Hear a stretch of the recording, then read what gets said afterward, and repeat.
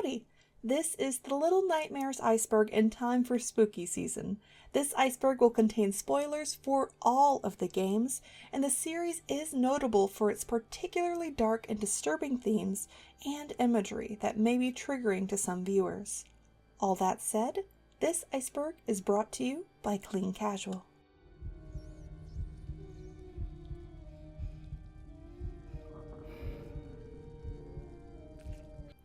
Debuting in 2017, Little Nightmares is a series that has spawned multiple games and comics.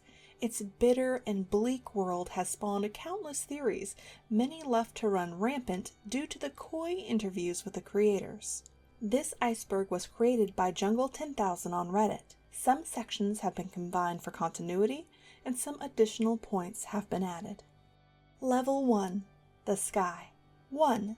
The guests eat children. One of the more blatant aspects in the maw is the fact that the guests eat children. As Six runs about their feast, they will attempt to snatch her away, stuffing her into their mouths to be eaten alive.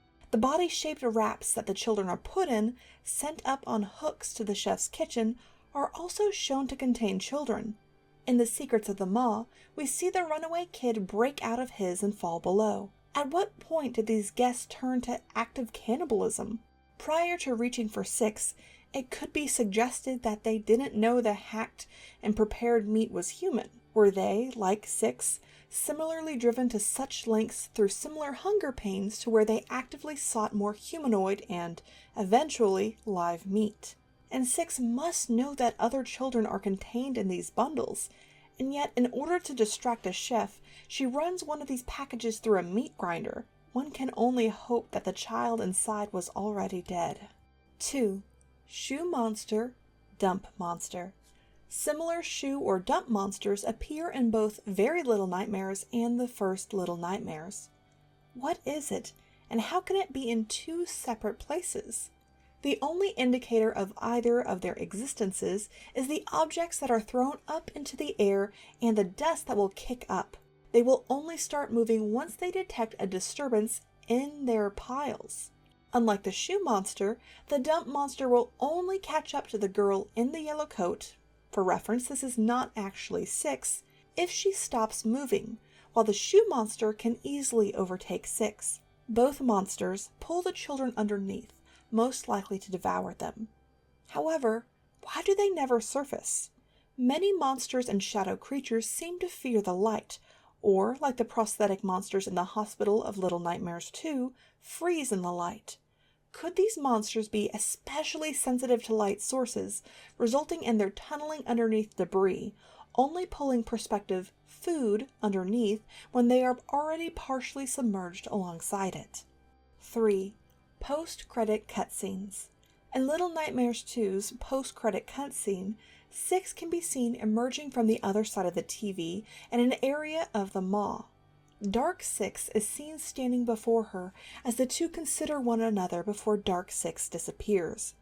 Interestingly, Dark Six only appeared after Six is being taken by the Thin Man. In the Little Nightmares 1 post-credits cutscene, a TV can be seen, presumably having watched the events of Six in the maw, and the watcher suggested to be the Thin Man, aka Mono from Little Nightmares 2. As Little Nightmares 2 is actually a prequel to Little Nightmares, it stands to reason that the Thin Man now watches Six's journey after having been left for dead by her. His feelings toward her are ever unspoken. Was Dark Six wholly under his influence, and is Six's downward spiral a result of this? 4. Lady Statues. Throughout the maw, various statues of the Lady, the final boss of Little Nightmares, can be found. When smashed by Six, an odd sound chimes as a black, peppery smoke dissipates. Curiously, a similar black smoke emanates from the Lady during the final battle when she is damaged by the mirror, from Six when she is caught by the Lady, and black smoke is also drawn out from the guests as they collapse when Six passes, seeming to kill them. What is this? From the guests collapsing, could this smoke be a corrupt life force or soul? As the statues are destroyed and the guests killed, it seems to absorb into Six. Does this make her stronger or further corrupt her? If so, why are so many souls locked away in these porcelain dolls about the maw? In Little Nightmares 2, a single lady statue can be found by Mono. However, no music chimes and no smoke is emitted from it. The only aspect of note is the achievement, unladylike, is earned. Is this simply due to the fact that this statue was not imbued with the life force? Why is it all the way here in the city and not on the ship? Or perhaps does it take someone that is already corrupt to draw out its essence? Like and subscribe. 5. Gnomes. Gnomes are small humanoid creatures that don gnome-like triangular, almost mushroom-ish caps that obscure their faces. They skitter about like vermin, but routinely demonstrate levels of intelligence, namely in their ability to utilize tools, drawing pictures, and helping children, like the runaway kid, to complete tasks. While they are initially fearful and will scatter and hide even from a child like 6, after being hugged and shown kindness, they will calm down considerably. In Very Little Nightmares, they seem to retain this childlike joy and innocence, jumping on a bed, drawing, trying on a pink bow atop one's cap, etc. The gnomes also seem to be a food source on the maw, as a dead gnome can be found in the kitchen refrigerator in a hidden room. 6. Giant cracks. In various portions of both the city and the wilderness in Little Nightmares 2, giant cracks or fissure-like chasms have opened up and are, seemingly, either incredibly deep or otherwise bottomless in appearance.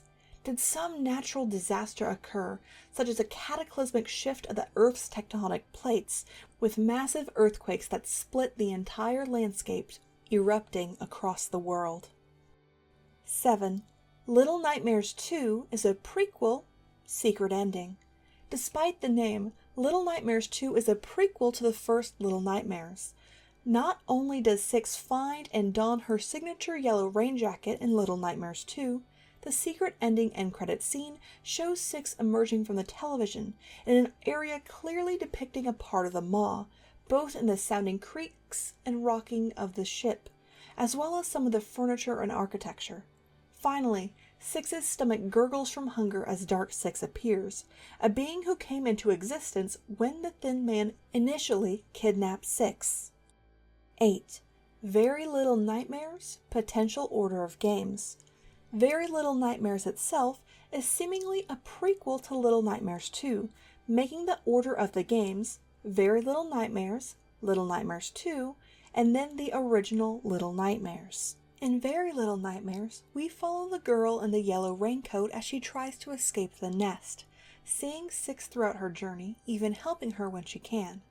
At the end, 6 dislodges a boulder, striking and initially seeming to kill the pretender that was chasing the girl, even bending down to offer her a hand up, should she jump. However, the pretender wakes, sending the girl and herself into the water below as 6 looks on. From initially helpful to distrusting but still helpful to Mono, to betraying Mono, to eventually looking out only for herself and killing others, marks the progressive downfall of 6 as she comes to resemble the tainted world about her. 9. The viewers are being sucked in by the TVs. The viewers seem to have an insatiable, almost animalistic urge to stare at the TVs, despite not having eyes on their own faces, and yet they always know where to look directly at one. When Mono turns a TV off, they immediately go to find another. On the rooftops of the Pale City, watchers or viewers commonly fall to their deaths, perhaps in an attempt to get closer to the radio signal from which the signal for the TVs originates from. Without TVs, they stand outside, at the top of their roofs, in a direct line of sight to the tower. Prior to entering this building, viewer bodies can be seen and heard colliding with the ground from these positions. Inside, one watcher actually runs into a TV, smashing his head through the screen. Do they inherently know that they can be transported through these TVs, and do they want to go to the tower, to get closer to the signal by doing this?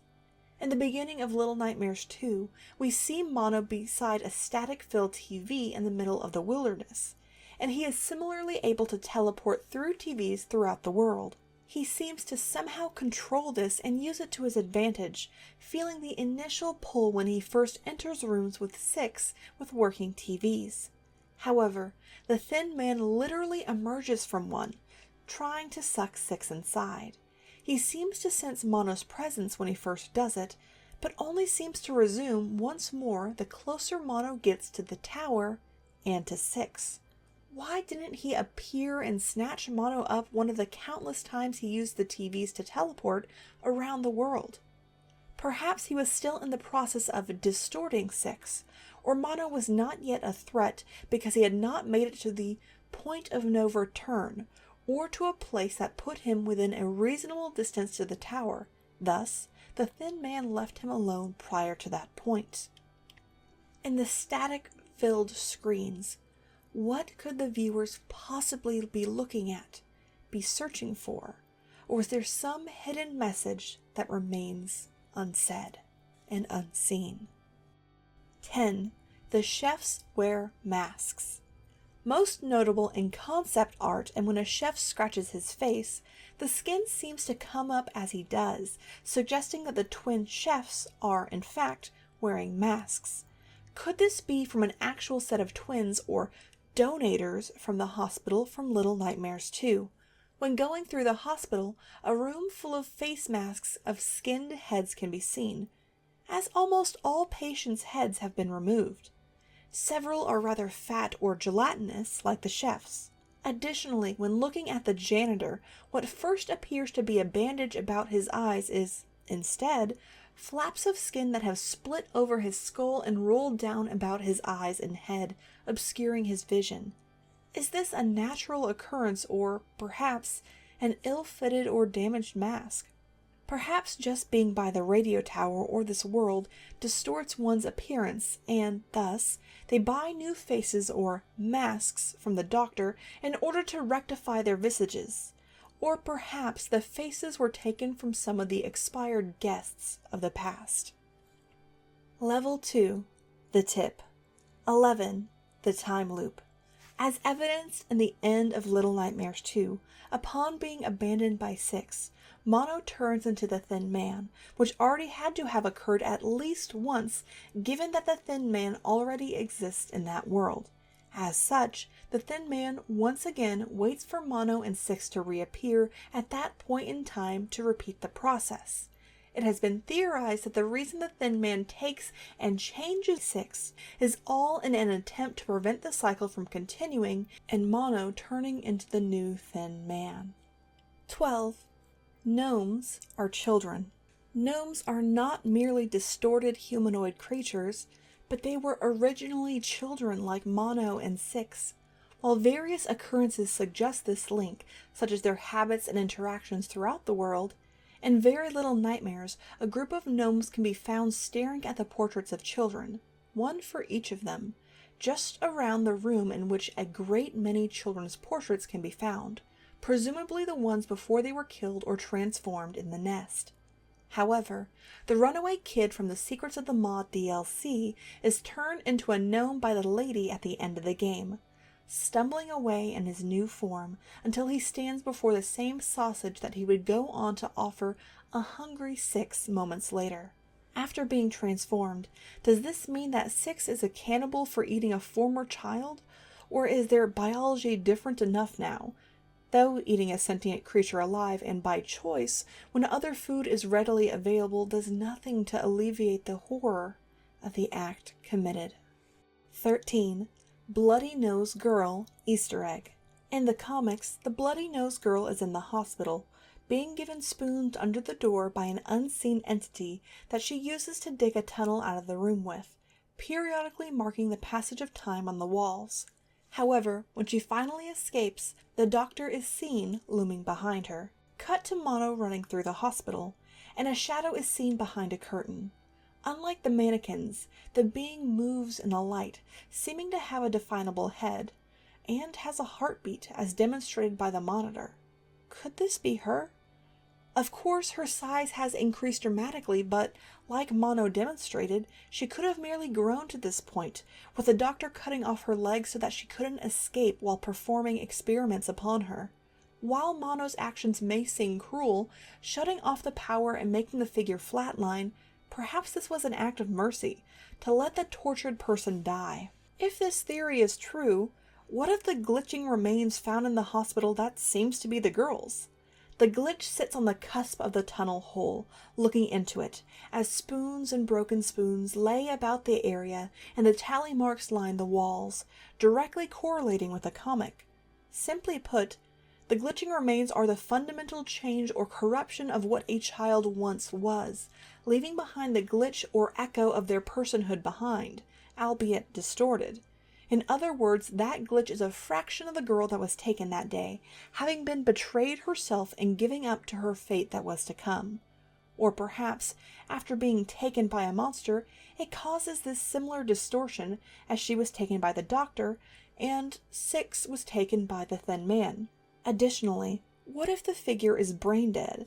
Thus, she is technically dead, and that would explain the glitch. As for her movements, many brain-dead patients have spontaneous movements, such as jerking of fingers or bending of toes. And it could be plausible that the doctor has her hooked up to more electronic devices behind the curtain, making her muscles cease to allow for movement. We know that electricity experiments are a reality in this hospital, as evidenced by the strapped-down electric chair in another portion that is set facing a piece of paper that appears to be a rendition of the portal taken when going through a TV screen. Perhaps she was made brain-dead due to such experiments in an effort to recreate the electric impulses utilized in the TVs and required to traverse through them. 14. Veronica's song lyrics. When turning on a specific TV in order to distract the janitor, the song sounds like gibberish. However, when slowed down, its lyrics become more discernible. Quote, "Having a nightmare in a boat, come with me, oh no, no, he hung, he hung, he hung. Don't leave me no more bellman among the sea, hello, hello, we're lonely, help her. Help her and we'll see, my way, and you'll see a halo ascending him, above our sea come fun. Here comes Veronica, come, come, he cut Veronica, run, run. Here comes Veronica, send on a ferry upon our sea." We know from the comics that a monster called the Ferryman takes the children to the maw on a boat, like the song. As for the "he hung," we see a hanged man at the beginning of the game, as well as similar figures throughout the games and worlds. However, the ferryman was once wax bellman, like the bellman in the song, and there are multiple artworks of him hanging himself. In all of his portraits, in fact, he is hung by a noose. It references a halo about him and the fun that is coming, perhaps suggesting him bringing the children is fun for her or sets about the events. Could this Veronica that's coming and that was cut be the lady that was harmed physically or emotionally, and thus begins to take out her anger out on the children and guests, creating the cycle of the maw? Or could it be Six? Looking at the lines, help her, and we'll see, it could be that Mono helped Six, but the we'll see shows that, despite his helping, she ended up betraying him in the end due to her capricious nature. While Six is not exactly happy, she utilizes consciously or subconsciously the lady's power as she ascends into a halo of light from the ship after having been brought to the maw by the ferryman. In other words, it was he who brought her to the place in which she could attain her power, the power of the ladies. Additionally, the song seems to be rather wide-reaching, as the bullies in the school also seem to sing the tune. As it broadcasts on TV, is it a predictor of the future, an omniscient warning, or something more? 15. Real Veronica Song. The Real Veronica Song originated in the 1950s. It follows the same cadence and disturbing yet cheery tune of the song, this time recorded children's games filmed in the back streets of Edinburgh, Scotland, accompanied by traditional children's songs in the 1950s, and was recorded in the Scottish Screen Archive collection. Could this be a possible clue as to the time period and location of the games? From the style of some characters' clothing, such as the teacher, The style and technology, such as the TVs that seem to fit the models of 1950s television sets, and the location of this original song. Could the events take place in a reality or form of Scotland? Looking to Very Little Nightmares, the nest appears to be a grandiose mansion, but could it not be an interpretation of an estate perched on a cliff, not unsimilar to Edinburgh Castle, although right next to a body of water, as depicted in the game? The cliffs of Scotland in particular could fit in nicely with the one seen in Very Little Nightmares, and with the various instances of water or islands or land masses near water, the topography of the region could fit very well. Add to this some household fixtures that are quite popular in the UK, such as cast iron radiators seen in the school among resident locations, the more global vending machine of which I found similar though not identical versions from 1955 with a handle, or the sewing machine with similar features to the 1950s Singer sewing machine. All of these similarities help date the time period and narrow down the location. The wilderness in which the hunter pursues Mono and Six also has quite a few visual parallels to Scottish woodlands, although one could make the case that these woods and flora could fit some similar European countries. 16. Six is the lady's daughter. One theory that has been summarily espoused and then debunked is that Six is the lady's daughter. However, the creators have outright stated that Six and the lady have no relation in that sense. Thus, who could the girl in the portraits with the lady be? Perhaps it is the Raincoat Girl of Very Little Nightmares. The Raincoat Girl's hot air balloon crashed at the nest. In order to escape the Maw, a ship, she took to the skies in order to evade it and the ferryman. Facially, she does bear a marked resemblance to Six and sports a yellow raincoat, leading to various confusion in-universe and among the fans. Perhaps, as one theory states, she lived on the Maw with her mother, but she somehow left. Perhaps she ran away after learning that children were being kidnapped and fed to the guests, and didn't want to be the heir to a place that slaughters children.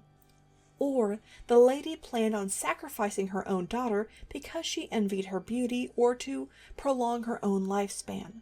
For whatever reason, she ended up outside of the Maw and died trying to escape the nest. Is it possible that Six, after donning the raincoat, was mistaken for the lady's daughter, and the ferryman was planning on returning the girl to her mother? The lady, depending on interpretation, may have been overjoyed to have her daughter back, but was disappointed to see the girl wearing her daughter's raincoat wasn't really her daughter, casting Six aside as another child to be slaughtered or turned into a gnome. In the comics, this could also explain the children, the monsters, and the ferryman's response to Six. The ferryman and the adult monsters don't attack Six, instead pointing to her before capturing her. The children at the campfire simply exclaim, "You," with some appearing initially hostile. Could this all be a case of false identity? 17. Different TV channels. There are different channels on the television. The first, with Veronica's song, plays the sped-up song with a woman cooking with a butcher's knife in hand. In episode 5 of the comics, two viewers watch the TV with a baking show on, with the presenter having a viewer's smushed face. And finally, if you continue to press the button after Six turns on the television to distract the janitor, the television will change channels until, after some interference, it shows a dark figure approaching a sleeping child that is quite reminiscent of the vampire Nosferatu. The Nosferatu movie premiered in 1922 and was noted for being the first depiction of a vampire dying by sunlight. How curious that, in this world, several creatures are weak or impacted by daylight or even light from a flashlight. Could the song in these broadcasts contain subliminal hints to help the populace, should anyone truly be listening? 18. The hunter taxidermied himself. One popular theory is that the hunter taxidermied himself.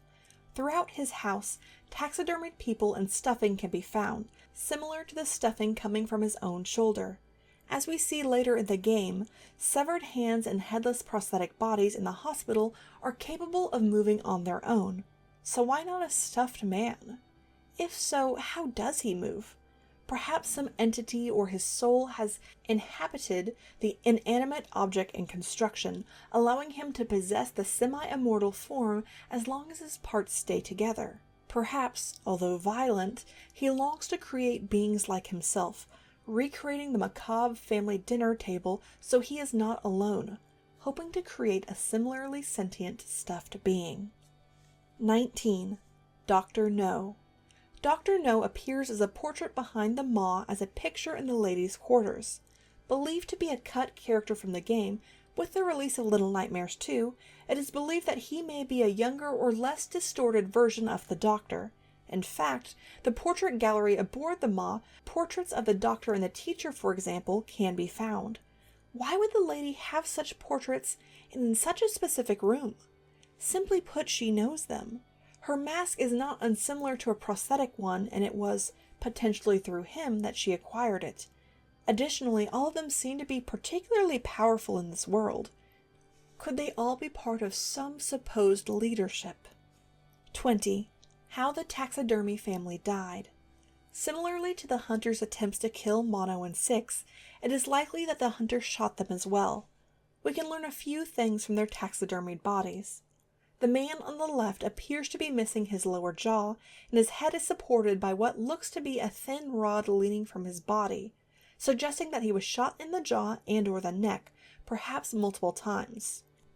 As an adult male, he was harder to take down.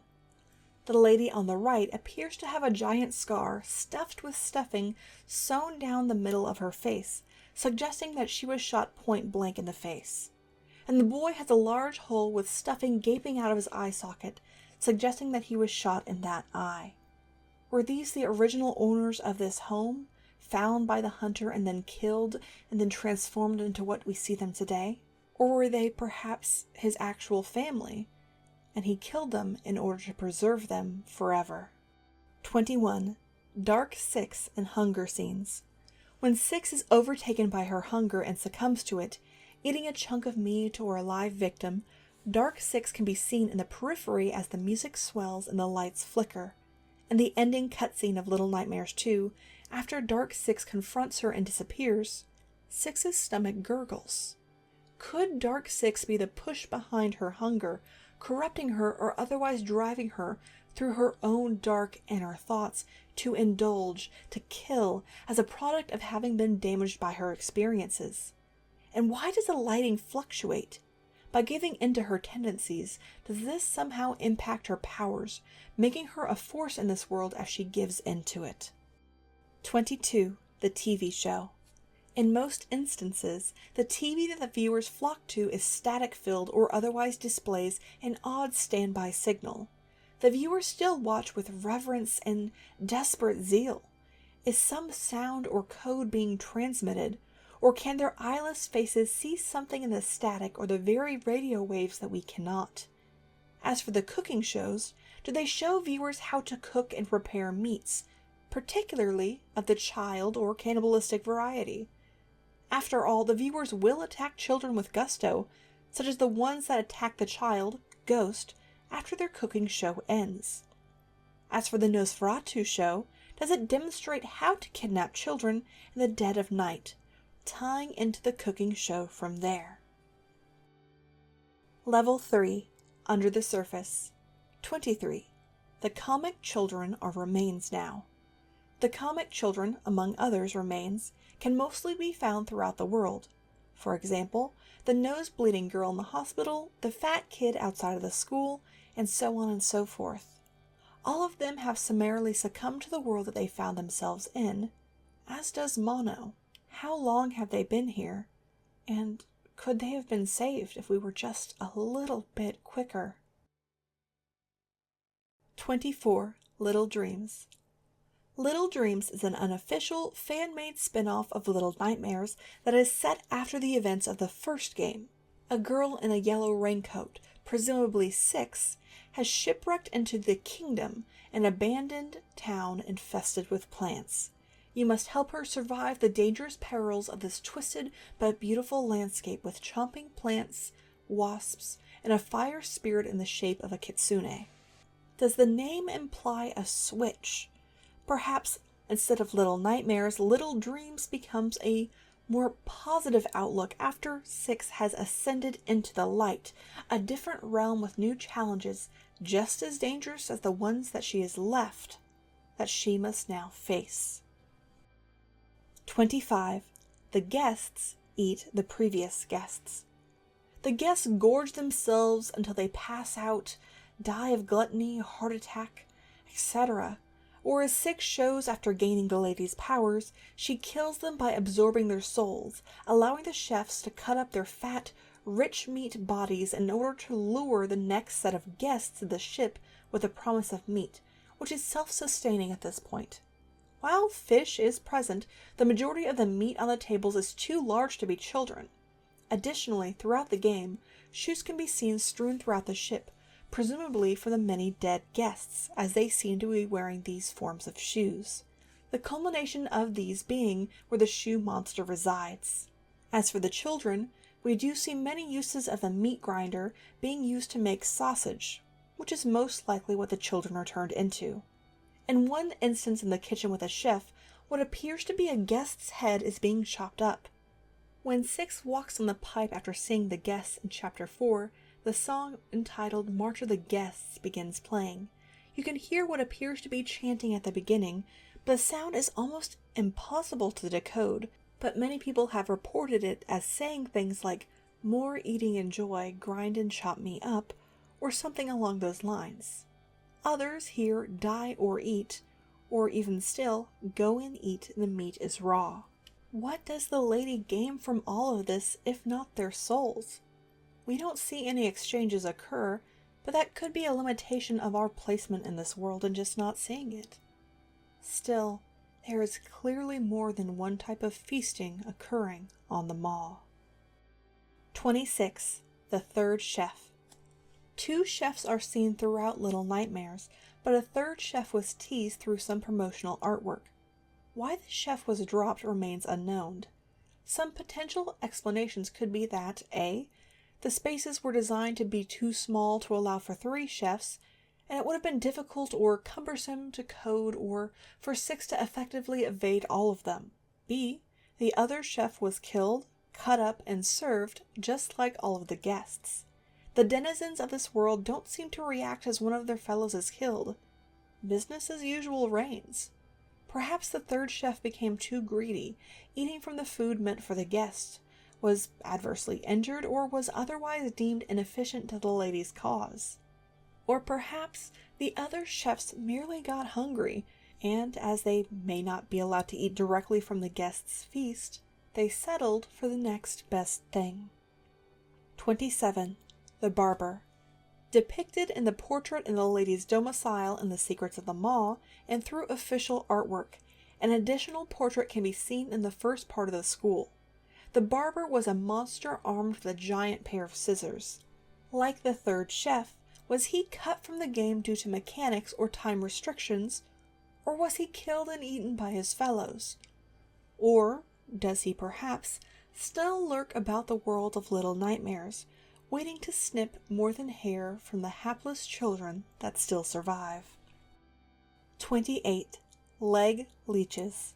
While the current leeches in the game will wrap around 6 or the runaway kid like a constricting snake, at one point the leeches were meant to have legs to walk, run, and even get up to other levels. This would have elevated their mobility and threat level, but would have also shown how the animals of this world have evolved. However, having spawned legs and being roughly the size of the children, could these leeches be but another tainted transformation of these children?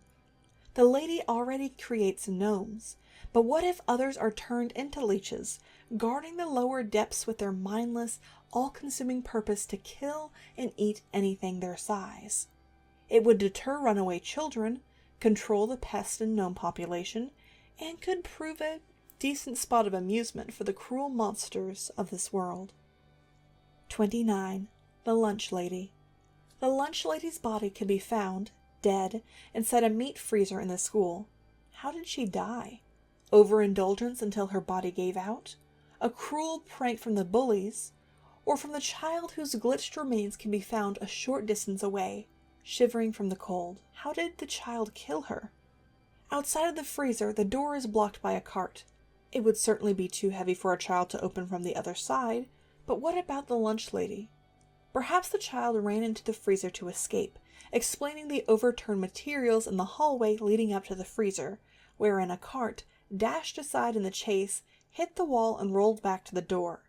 Inside, the lunch lady groped for the child, who dodged as best he could, ultimately being caught and eaten by the lady, who, after consumption, found herself too cold and slow to move, and she collapses.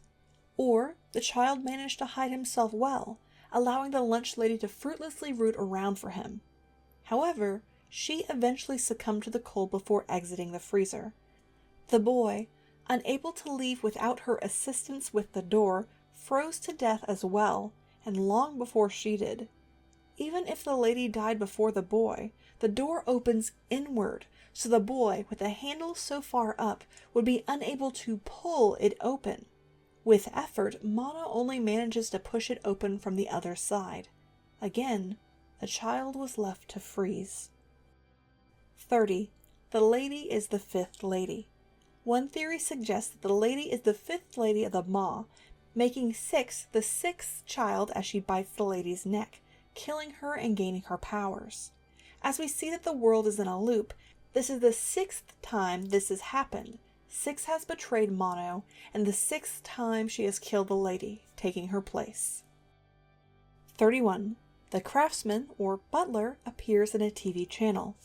One of the hidden TV channels depicts a hand with an eye in the middle of its palm. An interesting motif. In Very Little Nightmares, we see statues of hands with eyes in them. Could this be a coincidence? They are not seen elsewhere in the games. 2 of the denizens of the nest are rather interesting. In Very Little Nightmares, we are introduced to the craftsman, who seems responsible for skinning children, tanning their skin so they don't mold, washing their clothes, and repurposing them into dolls for the pretender. No image of the palm of his hand can be seen, even in concept art. However, we also never see the butler's palms, and he seems to have some psychic or telekinetic powers, even toppling the hand statues himself as the girl runs. The binding for his hands requires a key as well. It would make sense that such a powerful figure would have some standing in this world. Just how far-reaching are his powers and influence? 32. The Little Nightmares 2 DLC Gnome Attic.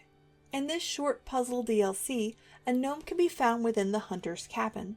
For the lone gnome in the hunter's cabin, perhaps it was not always alone. Mono finds a gnome hat, which he takes, suggesting that there was a second gnome that died. From the hunter or other means remains unknown. But how did the gnome get here? The main location that gnomes are found, of course, is on the maw, and also in Very Little Nightmares in the nest. The lady is shown to transform children into gnomes through her telekinetic and strange powers, such as the runaway boy, but they are on a boat. Could the gnomes have escaped along the gangplank or into the water where they were so close to shore as more guests entered the ship? How far away is the wilderness and the nests from one another? Considering that 6 is in all of the games, perhaps they are closer than they appear, with all of them featuring around water sources. In Very Little Nightmares, the butler does have some similar telekinetic powers, although he mostly uses them for chores. The gnomes still seem to be children, playing games, drawing, and admiring pictures of the many children, presumably the ones that were killed and turned into dolls, but could the butler have similar powers that could turn them into gnomes as well?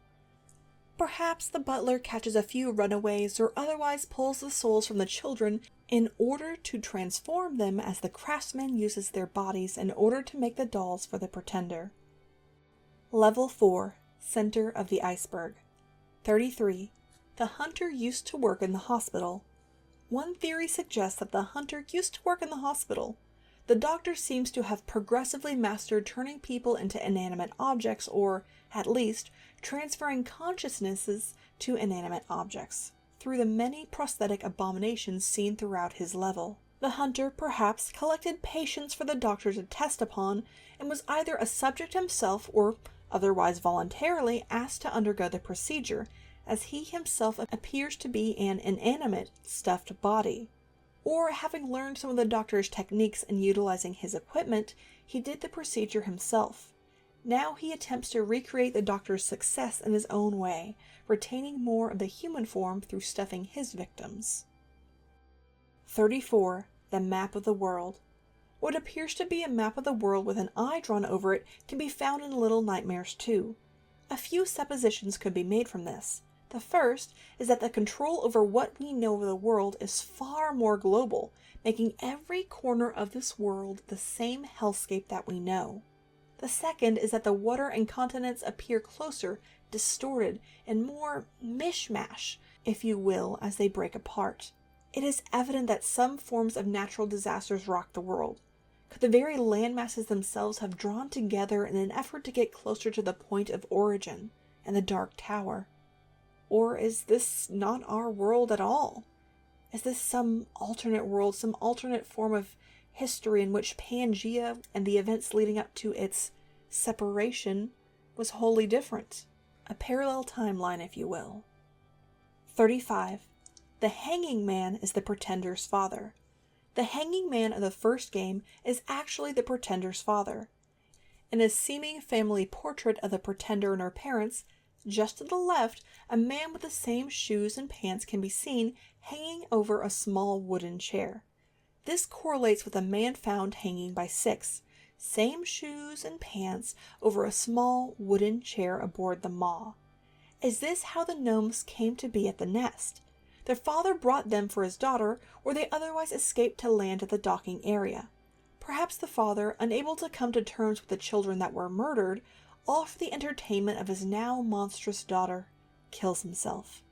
Or perhaps he is murdered for some reason.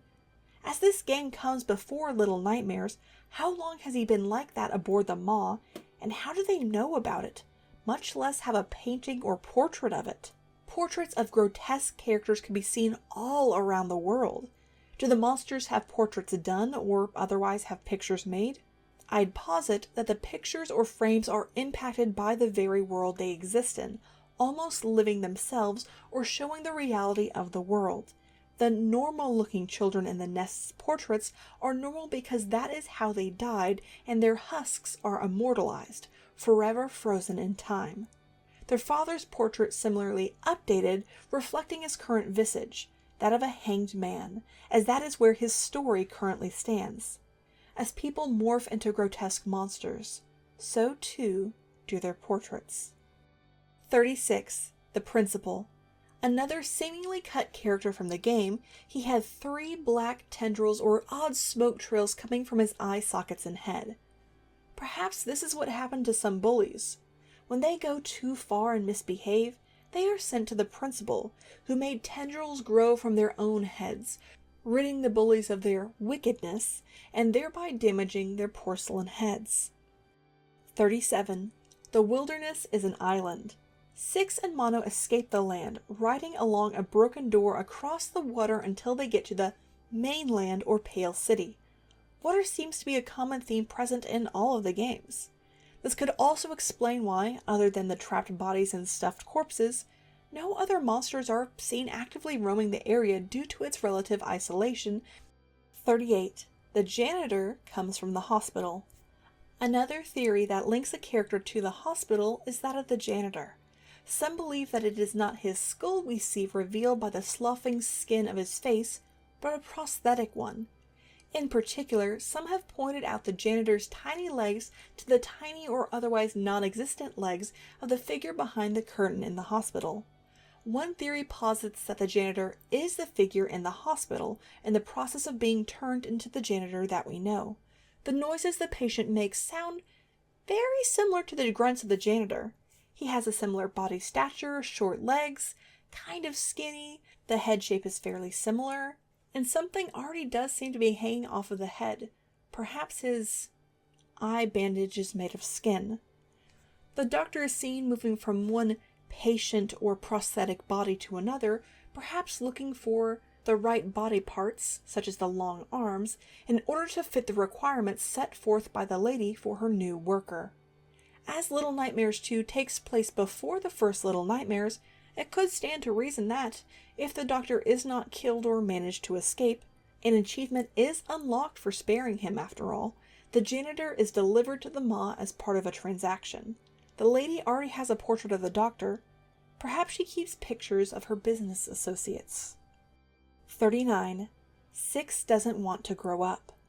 As we see Mono eventually grow, becoming a giant in his own right, finally becoming the Thin Man, it stands to reason that Six would grow as well. Is growing up in this world indicative of giantism or fundamental changes in the growth patterns of the children? We do see the large stuffed child in the hunter's house, so we do technically see another child that is normally sized when compared to the adults, without horrific deformities. Does growing up in this world taint you or otherwise allow you to become like these monsters, having grown while being exposed to the radio waves? Does she see Mono becoming the Thin Man and assume that she will become a similar creature as well? Perhaps while traumatic, Six will consciously allow the loop to continue as, although she must persevere through life-threatening encounters time and again, she will still be a child. She will still be her.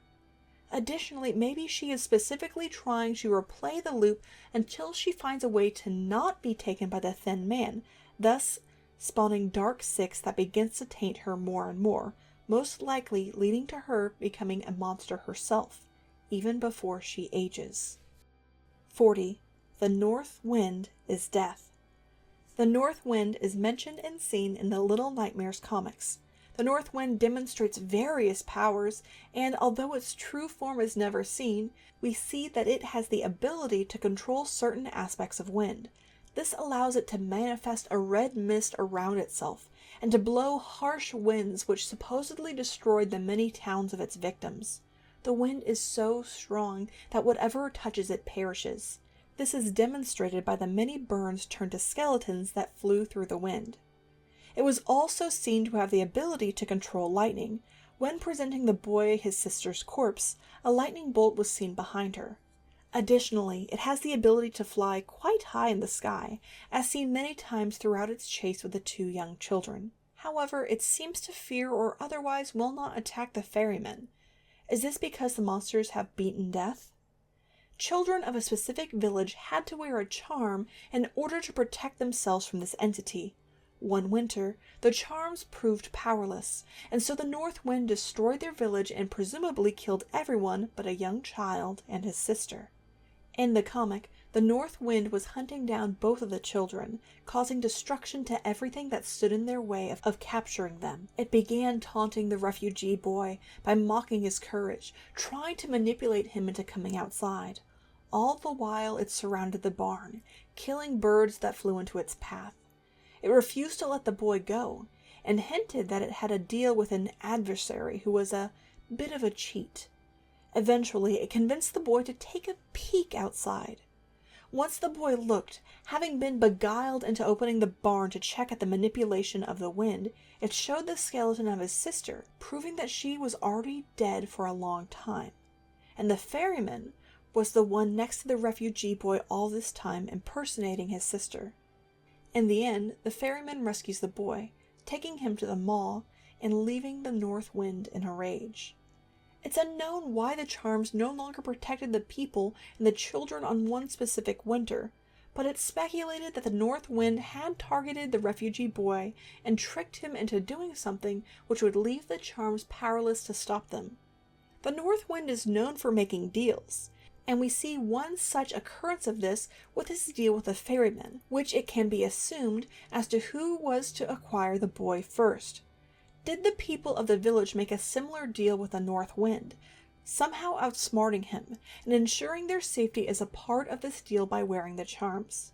As with any deal, there were no doubt conditions. What could the gullible boy have done? The charms seem to depict an anchor carving.